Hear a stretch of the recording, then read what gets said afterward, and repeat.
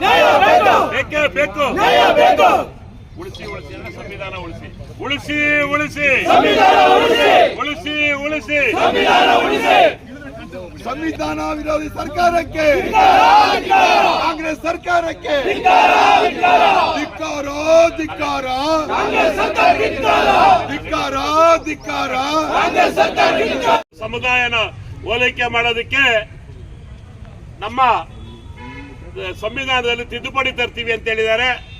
ಅದು ಉದ್ದೇಶಿಸಿ ಇವತ್ತು ನಾವೆಲ್ಲ ನಮ್ಮ ತಾಲೂಕಿನ ಚಂದ್ರಣ್ಣವರು, ಪಿಳ್ಮುನ್ ಶಾಪ್ನವರ, ತಾಲೂಕು ಅಧ್ಯಕ್ಷರು, ತಾಲೂಕು ಪ್ರಧಾನ ಕಾರ್ಯದರ್ಶಿಗಳು ಹಾಗೂ ಇಲ್ಲಿರೋ ಎಲ್ಲ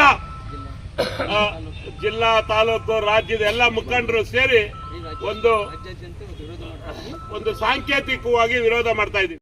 ವಿರೋಧ ನಮ್ಮ ದೇಶದ ಪ್ರಧಾನಮಂತ್ರಿಗಳು ಮತ್ತೆ ಹೋಮ್ ಮಿನಿಸ್ಟರ್ ವಿರುದ್ಧವಾಗಿ ಪ್ರೊಟೆಸ್ಟ್ ಅನ್ನು ಮಾಡಿದಂಥವ್ರು ಯಾರು? ಹಂಗಾದ್ರೆ ನೀವೇ ಮಾಡಿ, ನೀವೇ ಹೇಳಿ, ಇವತ್ತು ನಾವು ಅದಕ್ಕೆ ಸರಿಯಾಗಿದ್ದೀವಿ ಅಂತ ತೋರಿಸ್ಕೊಡೋಂಥ ಕೆಲಸ ಇವತ್ತು ನಮ್ಮ ಪ್ರಧಾನಿಗಳಾಗಲಿ, ನಮ್ಮ ರಾಷ್ಟ್ರದ ಏನಿವತ್ತು ಹೋಮ್ ಮಿನಿಸ್ಟರ್ ಆಗಲಿ ಎಲ್ಲರೂ ಮಾಡ್ಕೊಂಡು ಬರ್ತಾ ಇರ್ತಕ್ಕಂಥದ್ದು ತಮ್ಮ ಕಣ್ಮುಂದೆ ಇದೆ. ಇವತ್ತು ಅಂಥದ್ರಲ್ಲಿ ಇವತ್ತು ರಾಜ್ಯ ಸರ್ಕಾರ ನಡೆಸ್ತಾ ಇರ್ತಕ್ಕಂಥ ನೀವು, ಅದು ನಾವು ಇತಿಹಾಸ ಇರ್ತಕ್ಕಂಥ ನಾವು ಕಾಂಗ್ರೆಸ್ನವರು ಅಂತ ಹೇಳ್ತಾ ಇವತ್ತು ಸಂವಿಧಾನ ವಿರೋಧಿ ಭಾಷಣವನ್ನು ಮಾಡಿ ಸಂವಿಧಾನವನ್ನು ಬದಲಾಯಿಸಬೇಕಾಗ್ತದೆ ಅನ್ನೋ ಮಾತನ್ನು ನಿಮ್ಮ ಬಾಯಲ್ಲಿ ಬರ್ತದೆ ಅಂತ ಹೇಳಿದ್ರೆ, ಅದನ್ನು ಹೇಳಿನೂ ಸಹಿತ ಈಗ ಮತ್ತೆ ಏನು ಹೇಳ್ತಾ ಇದ್ದೀರಿ ಅಂದರೆ, ಇಲ್ಲ ನಾನು ಆ ರೀತಿ ಹೇಳಿಲ್ಲ, ಪತ್ರಿಕೆಗಳವರು ತಿರುಚಿ ಬರೆದು ಬಿಟ್ಟಿದ್ದಾರೆ ಅಂದರೆ, ಪತ್ರಿಕೆಗಳವರು ಇರ್ಬೋದು, ಮಾಧ್ಯಮದವರು ಎಲ್ಲರೂ ಹಂಗಾದ್ರೆ ಎಲ್ಲ ದಡ್ರ, ದೇಶದಲ್ಲಿ ಇರ್ತಕ್ಕಂಥ ಎಲ್ಲ ದಡ್ರ ಅಂತ ನಾನು ಕೇಳೋಕ್ಕೆ ಇಷ್ಟಪಡ್ತೀನಿ. ಎಂತೆಂಥವ್ರು ಇದ್ದಾರೆ, ಅಂತಾರಾಷ್ಟ್ರೀಯ ಮಟ್ಟದ ಪತ್ರಿಕೋದ್ಯಮದವ್ರು ಇದ್ದಾರೆ, ಅವರೆಲ್ಲ ಹಂಗಾರೆ ದಡ್ರ ಬಿಡ್ತಾರ? ಹಂಗಾರೆ ಎಲ್ಲ ಒಂದು ಸೈಡ್ ಮಾಡಿದ್ರೆ ಅಂತ ಪ್ರಶ್ನೆ ಇಲ್ಲ. ಹೇಳಿದ್ದೀರಿ ನೀವು, ಹೇಳಿರೋದು ಇವತ್ತು ನಾವು ಕಣ್ಣಾರೆ ನಾವು ಇಡೀ ಪ್ರಪಂಚ ನೋಡಿದೆ, ಅದರಲ್ಲೂ ನಮ್ಮ ದೇಶದ 144 ಕೋಟಿ ಜನ ನೋಡಿದ್ದಾರೆ. ಅದಕ್ಕೆ ಅವರ ಕೆಲಸವನ್ನು ಮಾಡಿರ್ತಕ್ಕಂಥದ್ದು ಅಕ್ಷಮ್ಯ ಅಪರಾಧ. ಅದರಿಂದ ಈ ಕೂಡಲೇ ಅವರು ಮಾನ್ಯ ಮುಖ್ಯಮಂತ್ರಿಗಳು ಅವರ ರಾಜೀನಾಮೆಯನ್ನು ಪಡಿಬೇಕು. ಅದು ಪಡೆದು ನ್ಯೂನತೆಗಳನ್ನು ಮಾಡೋದ್ರ ಮೂಲಕ ಇವತ್ತು ಮೂಡಾದಿರ್ಬೋದು ನಮ್ಮ ರಾಜ್ಯ ಅಧ್ಯಕ್ಷರು ಅದು ಯಶಸ್ವಿಯಾಗಿ ಇವತ್ತು ಅದನ್ನೆಲ್ಲನೂ ಕೂಡ ನಿಭಾಯಿಸುವಂಥ ಕೆಲಸ ಮಾಡಿ ಇವತ್ತು 15-20 ಸೈಟ್ಗಳನ್ನು ಮಾನ್ಯ ಮುಖ್ಯಮಂತ್ರಿಗಳಂತ ಸಿದ್ದರಾಮಯ್ಯನವರು ವಾಪಸ್ ತೆಗೆದುಕೊಳ್ಳೋ ಕೆಲಸ ಆಯಿತು. ಅದೇ ರೀತಿಯಲ್ಲಿ SC/ST ದುಡ್ಡನ್ನು ಯಾವ ಗ್ಯಾರಂಟಿಗಳಿಗೆ ಬಳಸೋದಿಲ್ಲ, ನೀವು ನಿಜವಾಗ್ಲೂ SC/ST ವಿರೋಧವಾಗಿ ನೀವು ಕೆಲಸ ಮಾಡ್ತೀವಿ ಅಂತೇಳಿ ಕಾಂಗ್ರೆಸ್ ಸರ್ಕಾರ ಈ ರಾಜ್ಯದಲ್ಲಿ ಸಾಬೀತುಪಡಿಸಿದ್ದೀರಾ. ಅದು ಮುಂದುವರೆದ ಭಾಗವಾಗಿ ಡಾಕ್ಟರ್ ಬಿ ಆರ್ ಅಂಬೇಡ್ಕರ್ ಅವರು ಬರೆದಂಥ ಸಂವಿಧಾನದಲ್ಲಿ ಯಾವತ್ತೂ ಕೂಡ ಯಾರೂ ಕೂಡ ಧರ್ಮಗಳ ಆಧಾರದ ಮೇಲೆ ಇವತ್ತು ಯಾವತ್ತೂ ನೀವು ರಾಜಕಾರಣ ಮಾಡಿ ಅಂತ ಹೇಳಿಲ್ಲ, ಮೀಸಲಾತನ್ನು ಕೊಡಿ ಅಂತ ಹೇಳಿಲ್ಲ.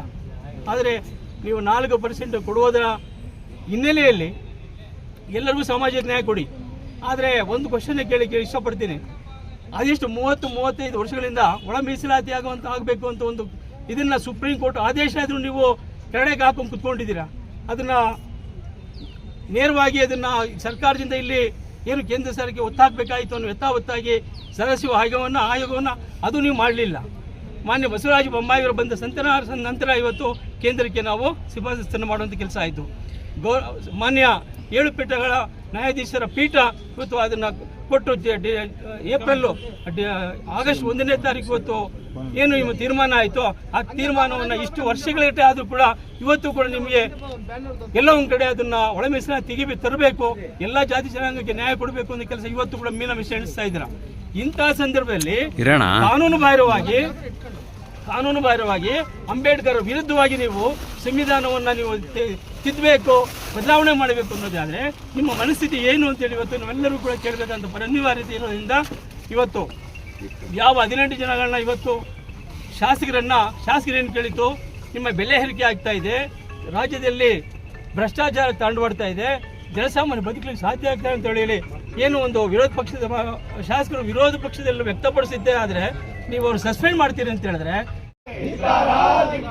ದಲಿತ ವಿರೋಧಿ ಕಾಂಗ್ರೆಸ್ ಸರ್ಕಾರಕ್ಕೆ